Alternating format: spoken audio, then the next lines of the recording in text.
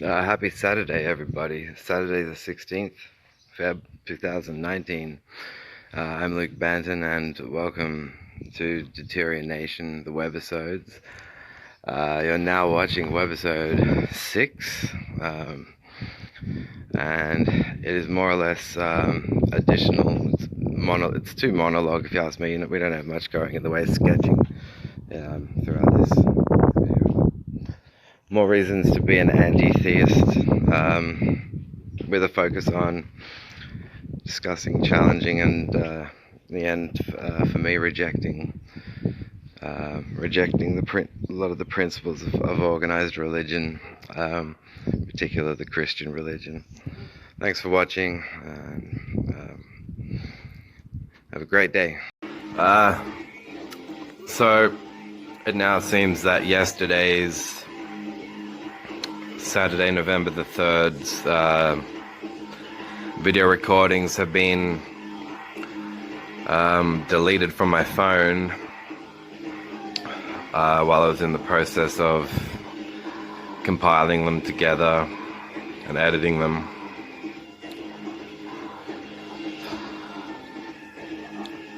So let's see if I'm allowed to use my phone's camera now.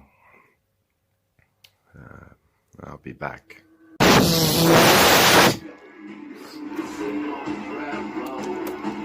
Attention Facebook friends, I would like to invite you all to check out Heaven Upside Down by Marilyn Manson and the 5 featured video clips. The first one is Satan, which there is, if you go on YouTube, you'll find there's a promo clip and the finalized version with Deppers, with Johnny Depp. Also, We Know Where You Fucking Live, Tattooed in Reverse, Kill For Me, and Cry Little Sister, which is another cover song. I've always admired Marilyn's cover songs. On the epistemology of song lyrics, I think I've always been against censorship, and I made a video in college that addressed the question of censorship and when or why it's right, or is it wrong. I think a lot of music fans understand that a lot of the artists they listen to are singing about what they perceive in certain respects to be wrong with the world, which is why I even think that the labels that get put onto album covers, parental advisory, explicit lyrics, are just confusing, because what does it say about the point of view of these censors? Do they not comprehend right from wrong when they are listening to song lyrics? And to my mind, childhood nursery rhymes, I think, are more disturbing than what Korn and Marilyn Manson sing about when you're in your teens and adulthood.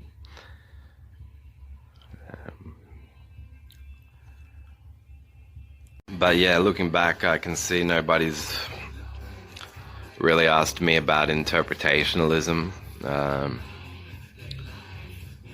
which, you know, if people who you're associated with or were associated with and have no desire to be associated with anymore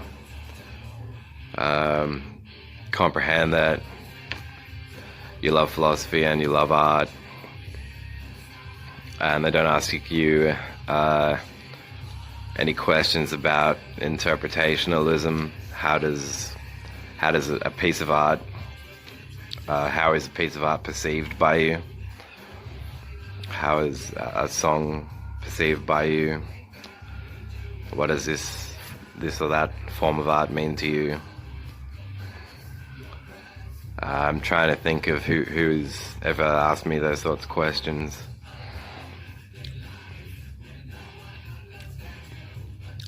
As I'm sitting here on this shitty pension.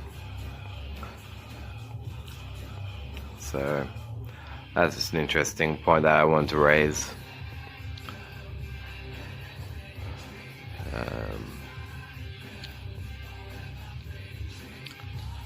To my mind, I think it is theists and religious believers who, from my point of view, misjudge art to no end.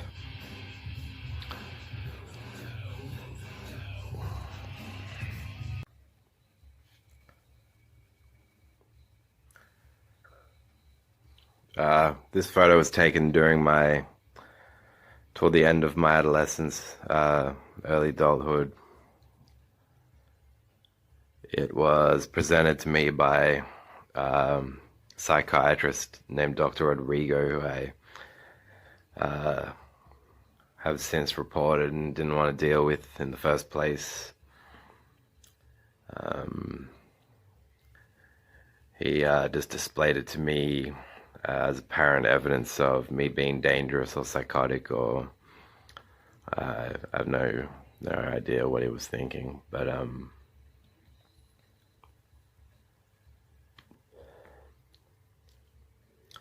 yeah, I had a nightmare about him, possibly thinking about the metaphysics of martyrdom and sacrifice, wanting to sacrifice people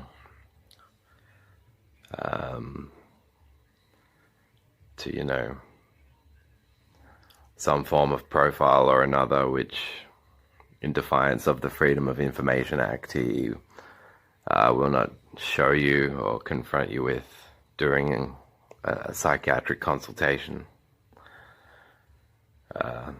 So I had this nightmare where, he, after giving me drugs that had affected my heart and breath, and caused a lot of nervous, fidgety, jittery limbs, lack of concentration, and had this host of side effects that you yourself can go onto the web and search for the class of antipsychotic drugs and see what sort of, read for yourself about the side effects they can have. But yeah, being told that they were necessary without making a case, just putting forward a profile and saying, well, is this how you think? Are these your morals?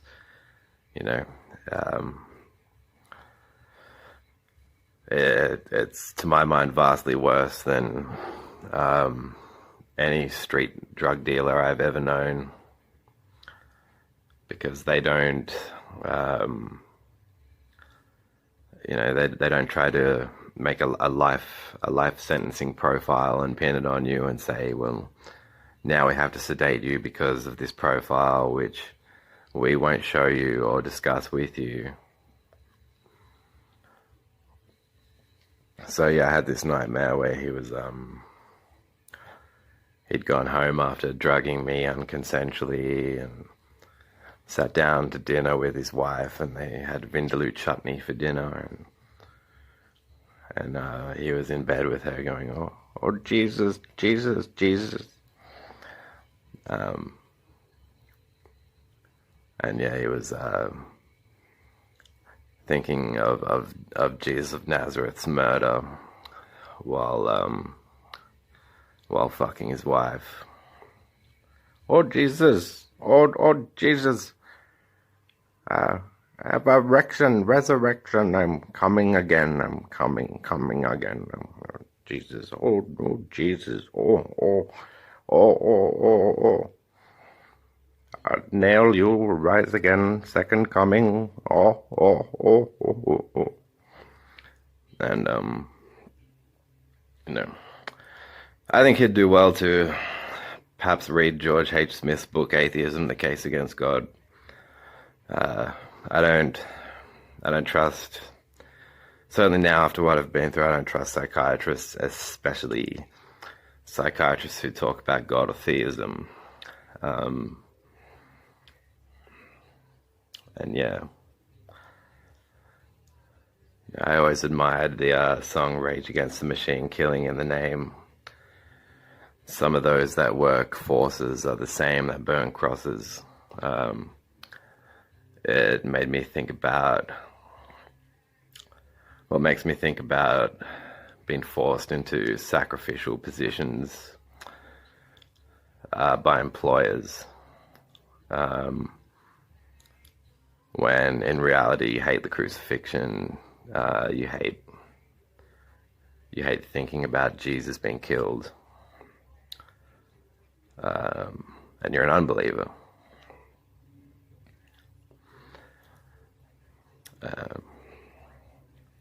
So I'd like to promote this book to anyone who's interested. I got a favorable comment from friend Benj Bourne about this book. Once again, yeah, it's called Atheism, The Case Against God by a freethinker named George H. Smith. He's written 3 books: Atheism, The Case Against God, Why Atheism, and there's a third one. Anyway, they're all brilliant. So I'd encourage you to check out George H. Smith. I personally, it's part of my social ethic when amongst friends, abstain from making use of making any psychological, psychiatric judgments of my friends. I prefer, as I've always been in favor of freedom of expression, to just allow them to, I just be observant. They speak about how they feel, what they think, and I try and take their thoughts on board. And that's how I try to be amongst from my friends.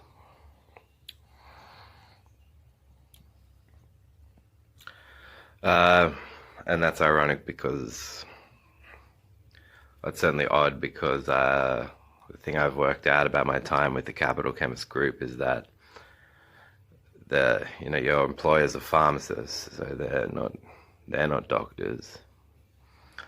And they'll say to you, don't become a patient. But then you'll turn up to work and they'll say, oh, you look depressed today, or they'll constantly invoke the use of psychological and psychiatric terms, when once again you've just appeared for your shift in silence.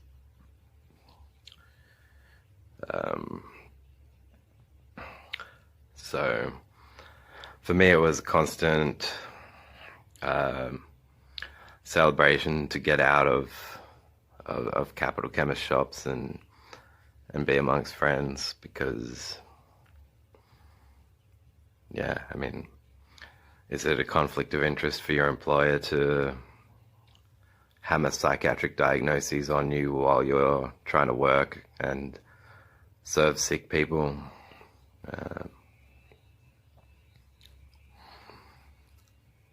It's interesting. At the moment, my medical records do indeed confirm a nasal mucosa cyst in the right sinus, and it's very comprehensive because I can recall when it started. I was working at Hughes Capital Chemist, and my employer, I certainly don't have any sort of friendship with anymore, would stand over me and tell me that people kill because of genetics, that genes cause violent acts. And he would just stand over me going, it's genes, and so yeah, then I'd turn up to work for subsequent shifts, and he'd look at me, and I'd get nosebleeds, again out the right nostril. So to this day, I'm trying to work out ways to clear the cyst. Often I'm just breathing out of one nostril. I know it isn't cigarettes. I don't enjoy smoking so much, but it does help my concentration.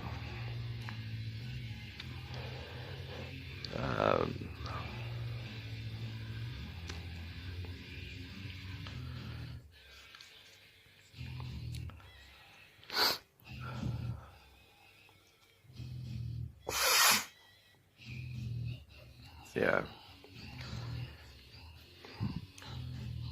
My best guess of how Capital Chemist started was Gary got together with Roger. Gary Can's or Roger Toll. Gary Can said, I'm a Freemason. And Roger Toll said, I'm a monarchist Christian, right wing, fuck yeah. And let's make the most biphobic company that Canberra has ever seen. And they went, fuck yeah.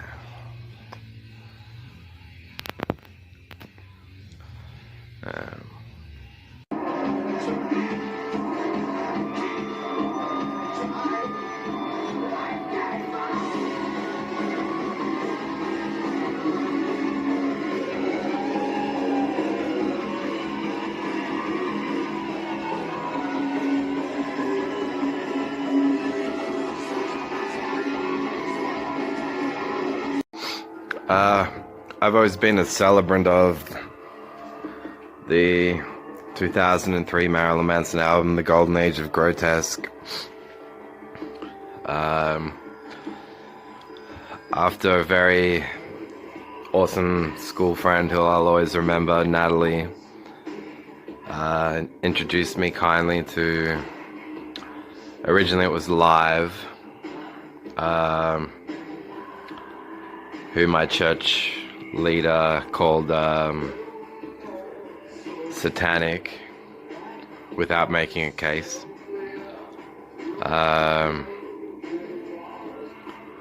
Live, for me, it's probably their first four to five albums that I still enjoy to a certain degree.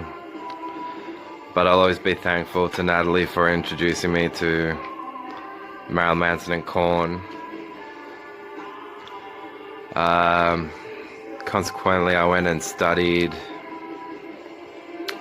all of his art from 1994, his biography, interviews, and his concepts behind the triptych albums, which are Antichrist Superstar, Mechanical Animals, and Hollywood. So in 2003 I went to the Canberra Theatre for the concert for the during the Grotesque Burlesque tour, and got baptized, which is an unforgettable moment to me. I can remember being very proud of Marilyn's progress, or at least my sense of it. I remember my old drug dealer telling me that she didn't think the album she didn't think much of the album, but that she touched his dick at the concert, and I was just immersed in the progressiveness of Marilyn's art at that point in time. But I love every album.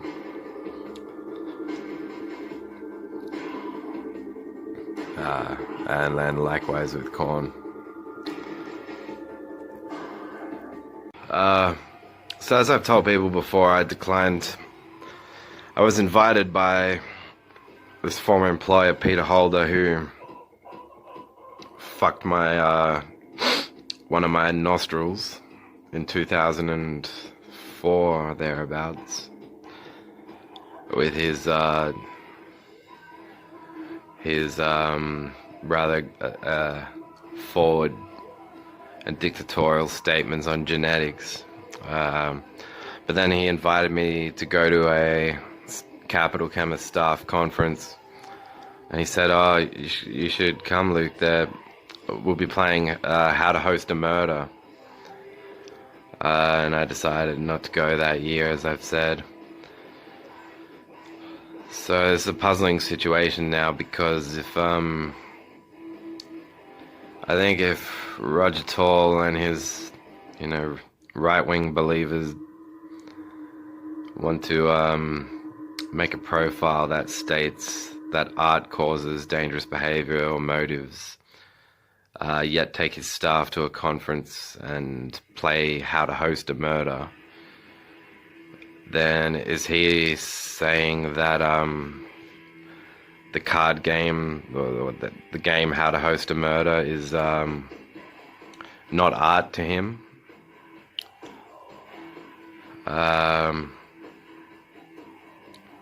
Is it or is it not art to him?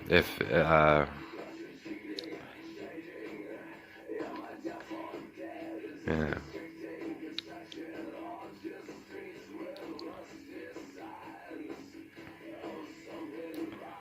Is it art to him, or does he know how to host?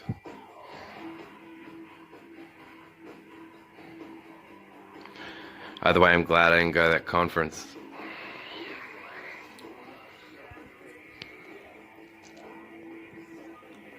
And he looks like shit when he dances.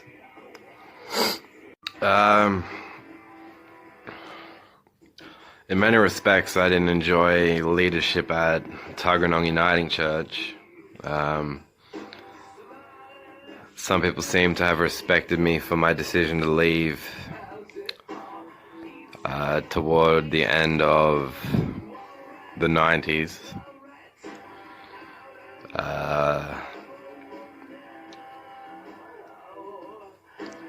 My first memory of the church was the funeral for my stepfather, who I think is a legend.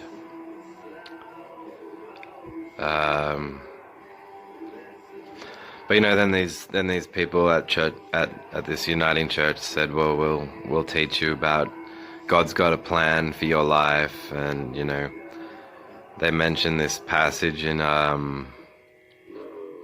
the Bible where God says the sins of the father shall be passed on for 4 generations. Or the son will pay for the sins of the father for into the 3rd and 4th generation or something.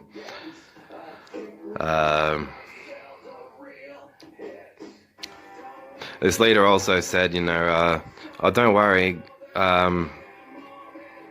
The Old Testament is it's old. It was God's old covenant with man. But then God made a new covenant with man, and that's the New Testament." And so while I would study the Bible at home, I kept trying to look for the passages where it said this constitutes the old covenant and this constitutes the new covenant. I couldn't find it written anywhere in the Bible at all. In fact, people were saying that Jesus had said every jot and tittle of the law must be fulfilled. But, now it seems that he said that, or he supposedly said that more than half a century after his death. So,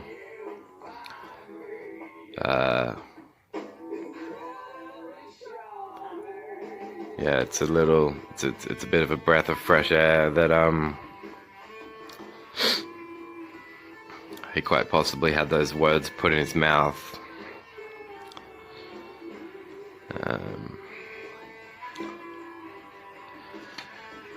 Yeah, so the interesting observation for me, because one thing I'll always remember my first step family for was their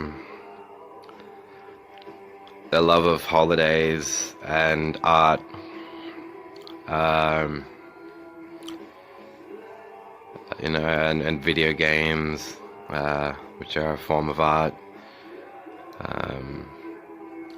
Artists like Martika, the Bangles, Roxette,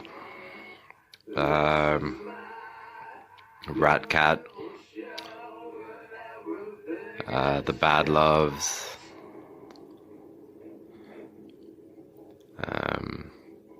For me, the first half of the 90s was where I first learned about loving life, and largely because of art.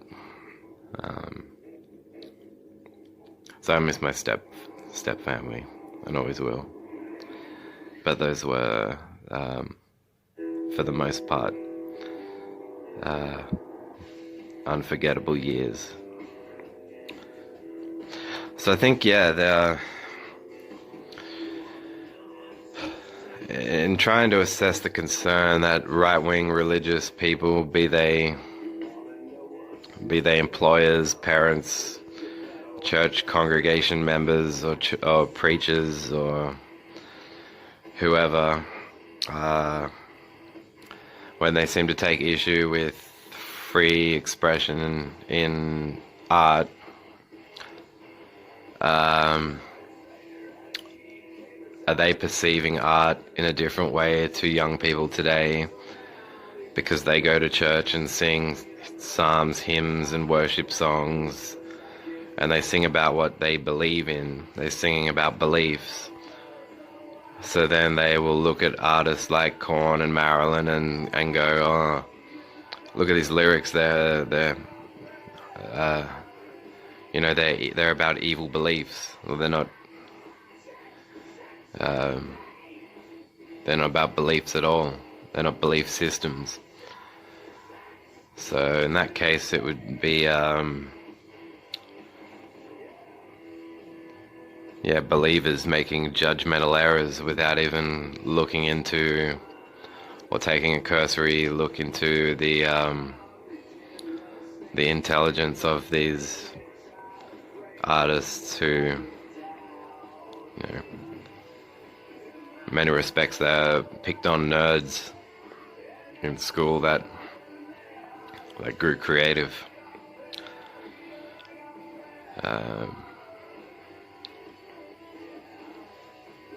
So it's been frustrating to contend with that just as a fan.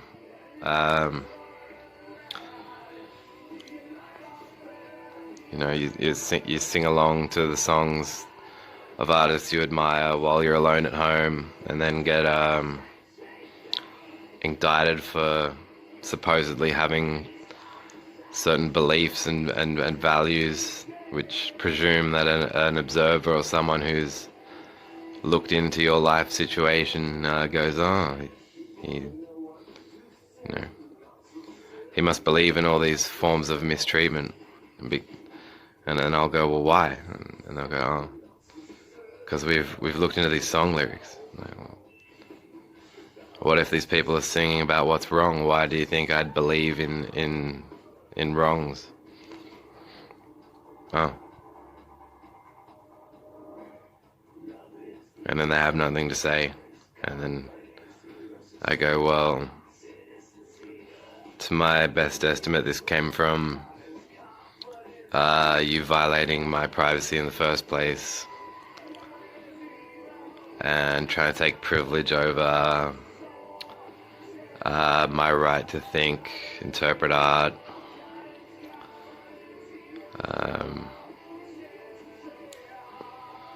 It seems that the religious right just want to make yes men out of whoever they can find. And that's why they inadvertently, or perhaps intentionally, cause a lot of eternal hatred.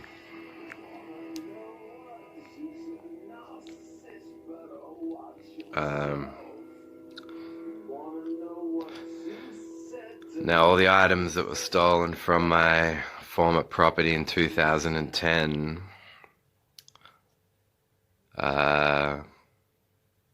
obviously part of my mind is constantly thinking back to that robbery.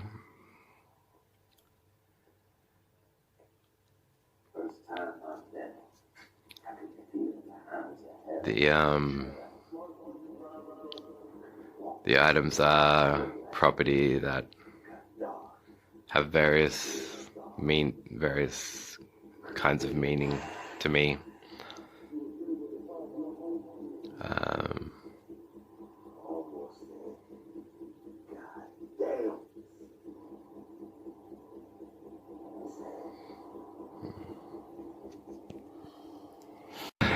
So, once again, as far as Christianity goes, I celebrate to a certain extent the works of Episcopal Bishop John Shelby Spong. His work I was introduced to by a pharmacist named Alan Jackson, who I think is, I consider him to be the most admirable pharmacist I ever worked for. But even given our age difference, he wanted to operate as a locum. He didn't want to purchase a store and get involved in all the bureaucracy that goes with, owning a store. Then you've got pharmacists who do, saying things to you like, the more schizophrenics, the better.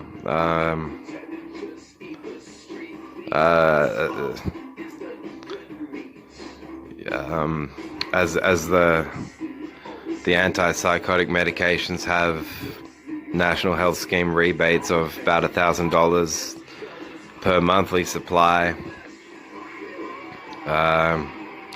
And the owner of O'Connor Chemist, where I worked in 2009 and 2010, would exclaim somewhat with joy her love of having patients on antipsychotics.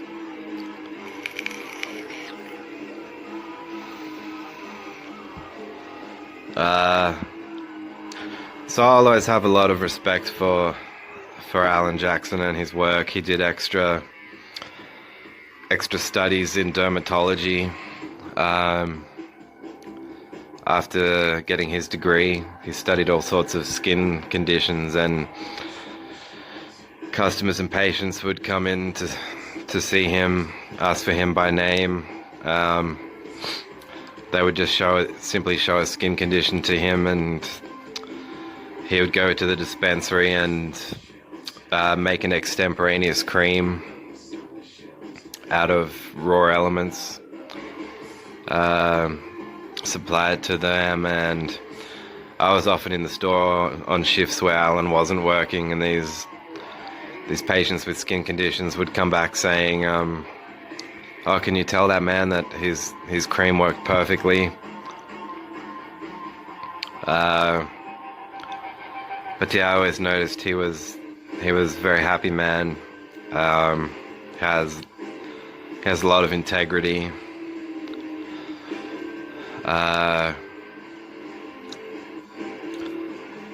And yeah, I question marked why it was that he didn't really have much interest in going beyond being a locum. But sadly now I have some idea.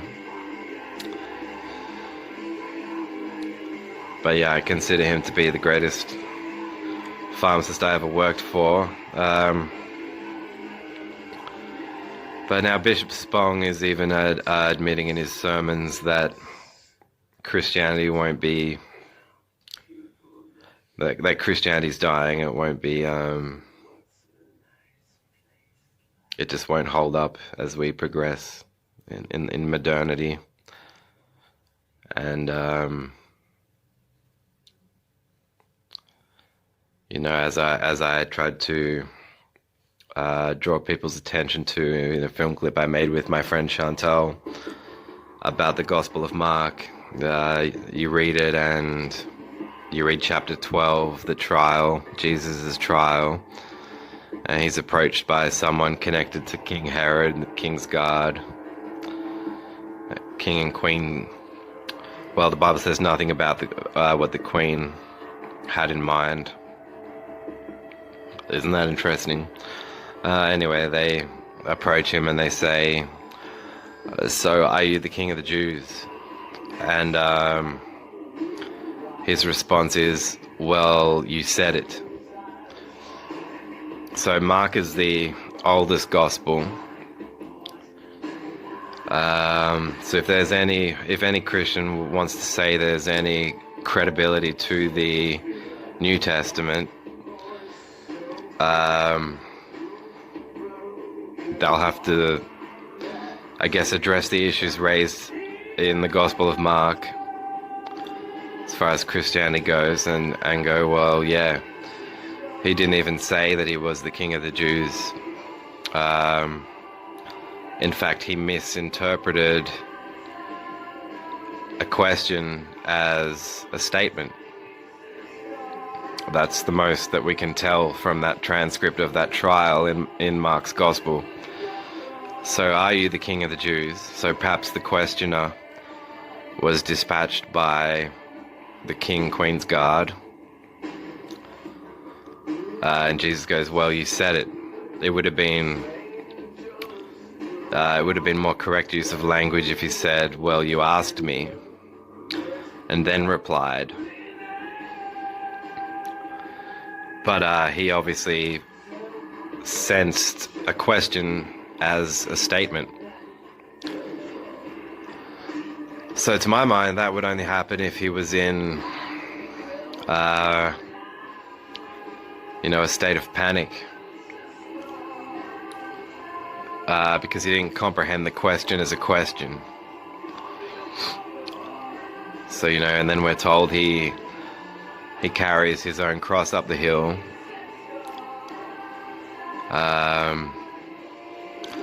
But if he'd spent his life helping everyone around him, I really can't think of why he would choose to carry his own cross up that hill.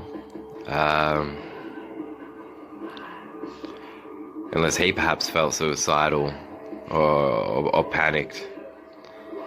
Maybe he was going, well, why do the king and queen want to ask me if I'm the king of the Jews? Maybe the question shocked him, insulted him, caused him panic, caused him terror, caused him to feel suicidal. All sorts of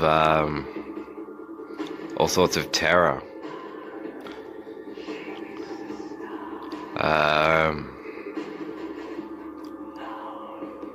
Yeah, so then I wonder if the later scribes in the 80s and 90s of the first century were constantly going back and forward, going, well, how do we explain the case of this man Jesus of Nazareth? and then someone else is telling them, oh look, just say he sacrificed himself. Just say he offered his life to God. And that's Matthew, Luke, and John. So yeah, verses like John 3:16, I think are fucking offensive.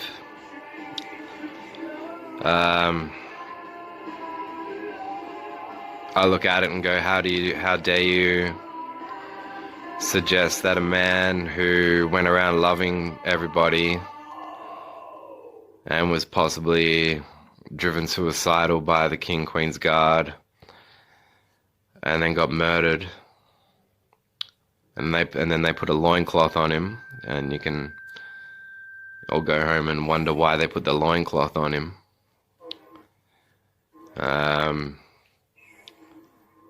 How dare they write over that decades later and then tell everyone else, oh, he gave his life for you. He died for you.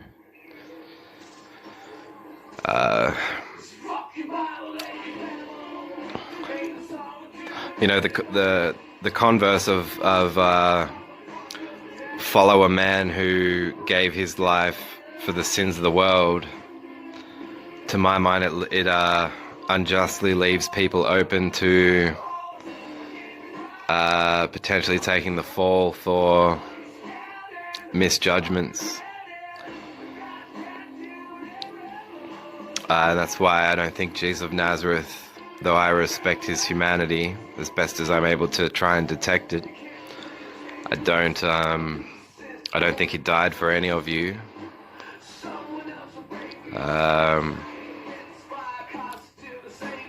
I do not think he is a savior. I like Jesus. But yeah, on my own terms, and obviously I don't believe in God.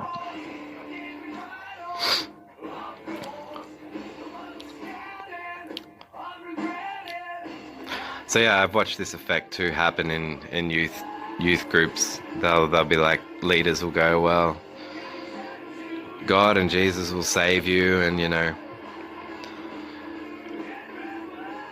do church leaders, right-wing leaders take responsibility if they, you know, start to invoke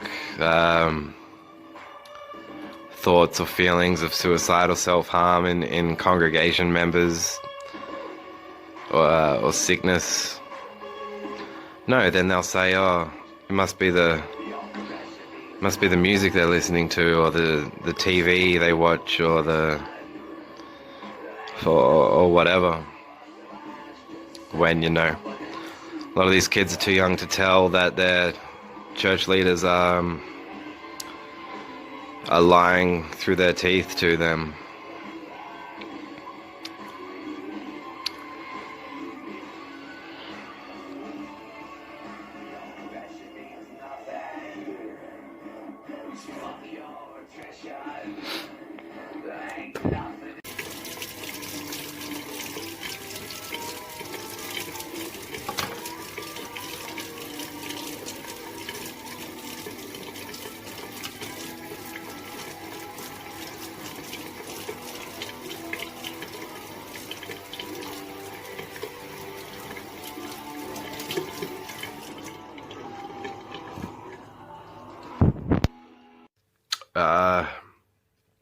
Pretty much all of the prayers from 1994 onwards that people have, the religious people, when they've prayed for me, I haven't enjoyed.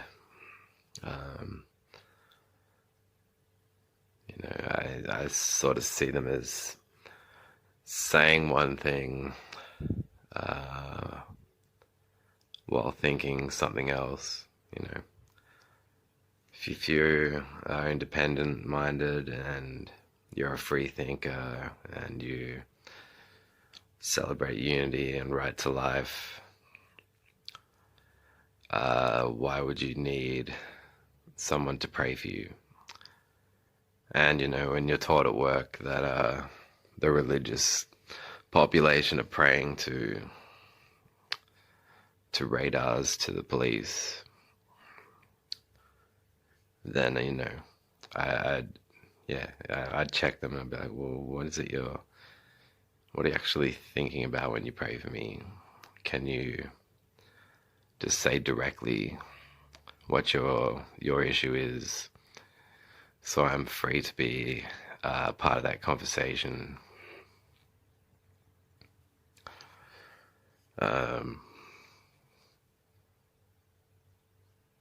That's my interpretation of the earliest scene, one of the earliest scenes in Doppelhers. Please do not pray for me. I've noticed it lead to other people's misjudgments. I don't believe in God. Your prayers make my skin coarse to the touch.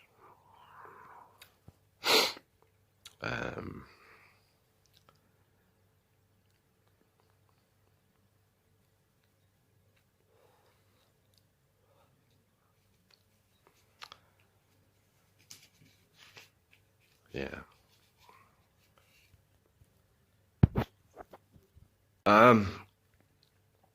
Since the best artists and the artists I've always admired, Marilyn Manson, Korn, David Bowie. David Bowie's death I'm still mourning over.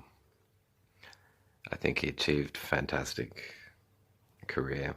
About half 100 albums.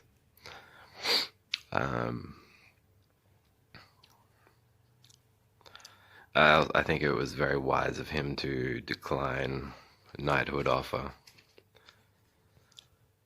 My guess is that,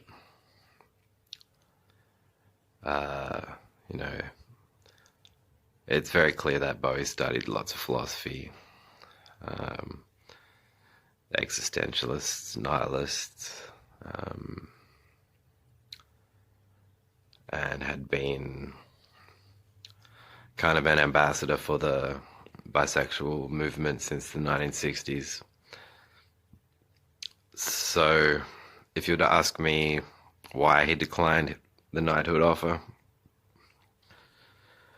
my guess would be that he looked into what constituted bisexual health rights at the time, and then was probably just disgusted when the Queen tried to knight him. I think the man was a genius. Some police said to me at one point, David Bowie's a poofter. And I was like, well, it's quite disrespectful. He had a beautiful supermodel wife, African wife.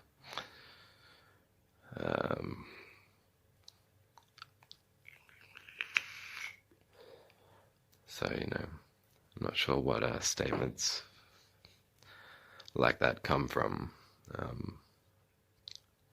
If those cops were not only really, really retrogressive, in denial of the facts, and racist.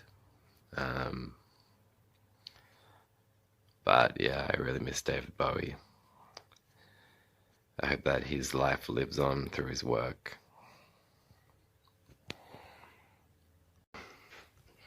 I'll never forget Cassandra Smith's words when she came to visit me at Downer in 2009. And without a context, as usual, she just gave me this greasy look and said, "Oh, you'd do anything for this face, wouldn't you?" And I just I paused and I thought to myself, I try so hard to admire the way in which you use your brain, but I really fucking try. But the only thing I can honestly say was admirable about you is the free drugs you've given me. That's about fucking it.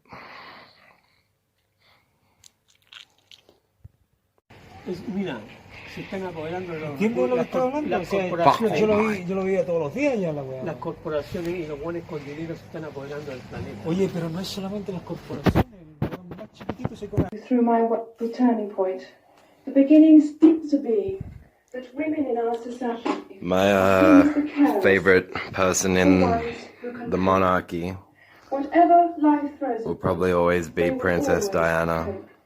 On call, 24 hours a day, 7 days a week. I genuinely think she was a very sincere person, All their parents are old and frail, and I respected her statement that she wanted to be queen to people's hearts, but not be queen go out to work, herself. attend to the needs of those around them, and they will cope.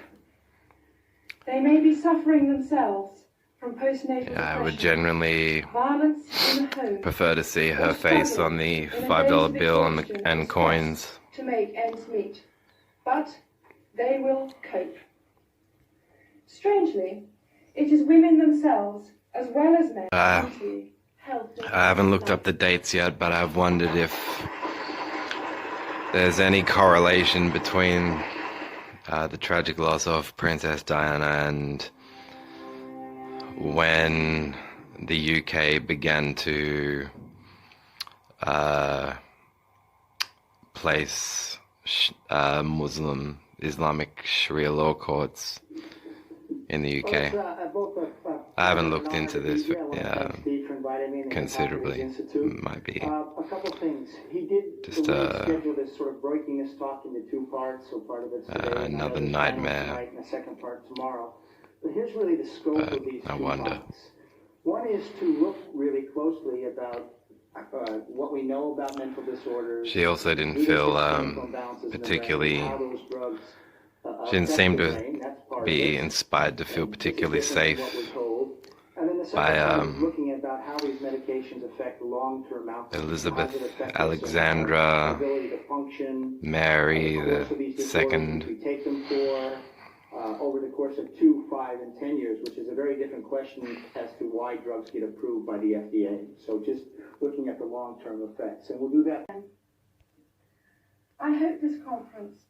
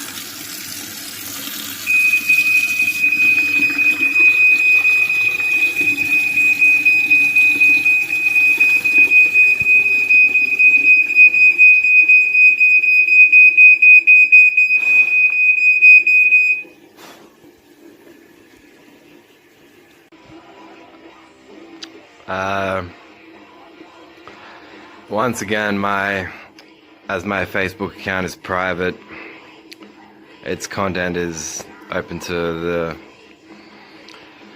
the consideration of invited and approved friends and associates. And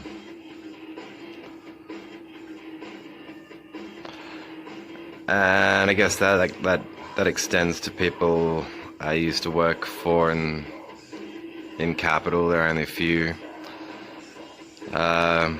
If Ben Gilbert's blocked me or put me on silent, I'd ask him just to delete me from his account. I'll never forget that quote, you know, where I'm insured up to $1 million if I kill a patient. Okay, it's very fucking healthcare of you. Yeah, just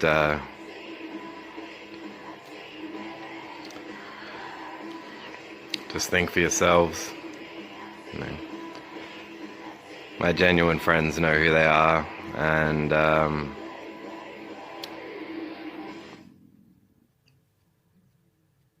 those that don't care,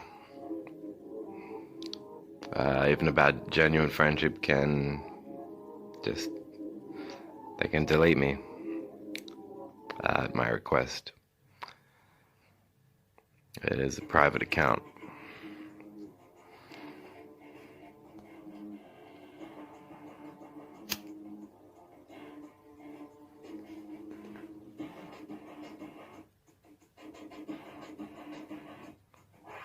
I've been forced to make some estimations as to why and how the religious right misinterpret art pieces, including Doppelhers, which I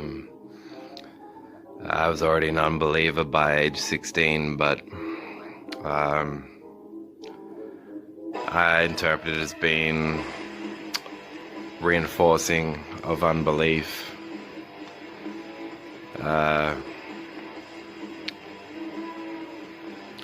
And you know, from age 16 onwards, as far as ideology goes, the friends whose company I've favoured have been unbelievers. It's perfectly sensible to be past the age of 18 and to rebuke your own past in various respects.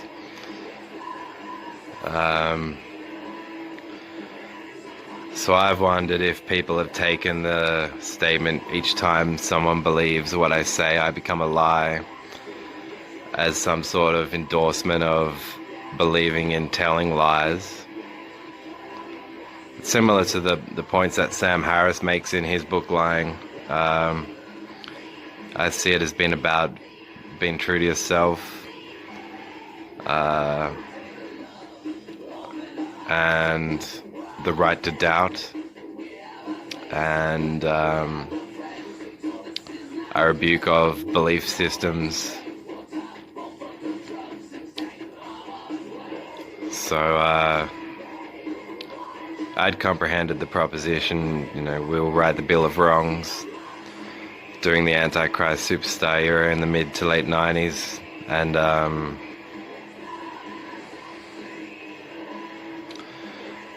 that's my interpretation.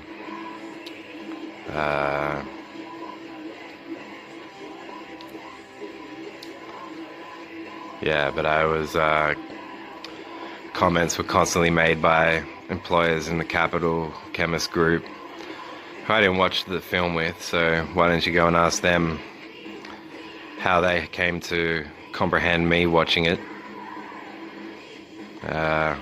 Privacy Act.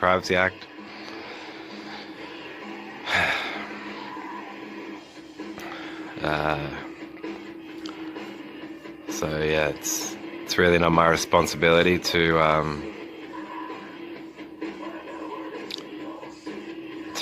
answer to the errors in judgment that they make because of their stupid beliefs.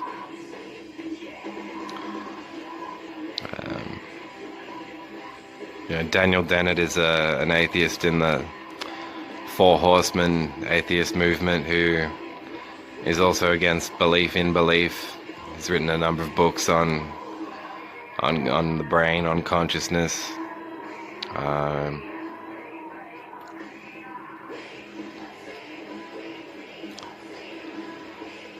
So yeah.